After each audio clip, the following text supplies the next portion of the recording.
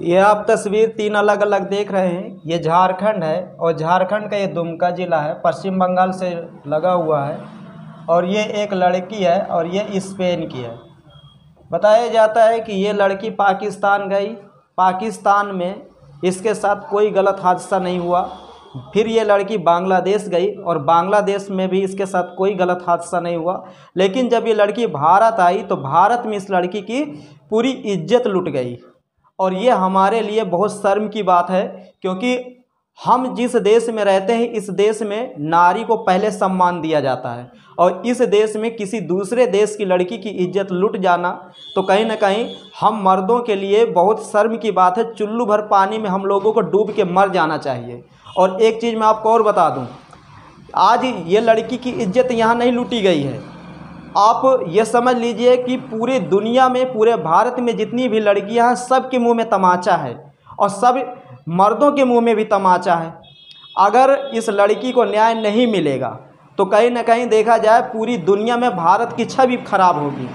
और इसमें झारखंड की सरकार और भारत सरकार दोनों को एक्शन सख्त लेने की ज़रूरत है। और जो लोग इस लड़की के साथ गलत किए हैं उनको फांसी में चढ़ाना चाहिए, क्योंकि स्पेन की लड़की यहाँ पर आई है एक विश्वास के साथ आई थी। उसको ये विश्वास नहीं था कि मैं भारत में मेरी इज्जत लुट जाएगी।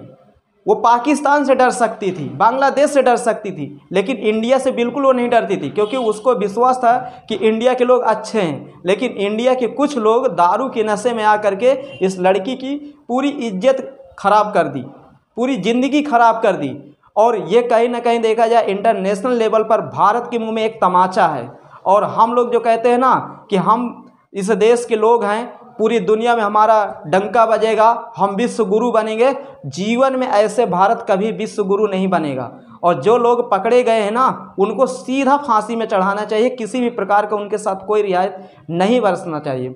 खैर, झारखंड पुलिस एक्शन में है, अब देखते हैं झारखंड पुलिस कितना क्या कर रही है। लेकिन कहीं ना कहीं देखा जाए हम सब लोगों के मुंह में ये तमाचा है, और जो हमारे दुश्मन मुल्क हैं इस खबर को ज़रूर वायरल करेंगे इंटरनेशनल लेवल पर। और हो सकता है कि भारत को इसका जवाब यूएन में भी देना पड़ेगा, क्योंकि मामला एक देश से दूसरे देश के बीच का है। स्पेन कोई साधारण देश नहीं है, एक विकसित देश है यूरोप महाद्वीप का, और उसकी लड़की की इज्जत भारत में लूटी गई है। तो कहीं ना कहीं देखा जाए भारत सरकार को जवाब देना यूएन में भारी पड़ जाएगा। और हम लोग तो बस वही है, मज़ा ले लिए बस, हमारे उसमें क्या, लेकिन जवाब वहाँ सरकार को देना पड़ेगा। और स्पेन ये समझ लीजिए कि कहीं ना कहीं भारत को काफ़ी ज़्यादा नुकसान पहुंचा सकता है इस मामले से, क्योंकि उसके देश की लड़की की इज्जत यहाँ लूटी गई है। और मैं सबसे यही कहूँगा कि इस लड़की के न्याय के लिए आप लोग भी आवाज़ उठाइए, ताकि इस लड़की को न्याय मिले। अगर इसकी जगह हमारे घर की बहन बेटी होती तो क्या हम आवाज़ नहीं उठाते? ज़रूर उठाते। तो इस लड़की को न्याय मिलना चाहिए, और आप सब लोग अगर साथ दोगे तो इस लड़की को न्याय ज़रूर मिलेगा।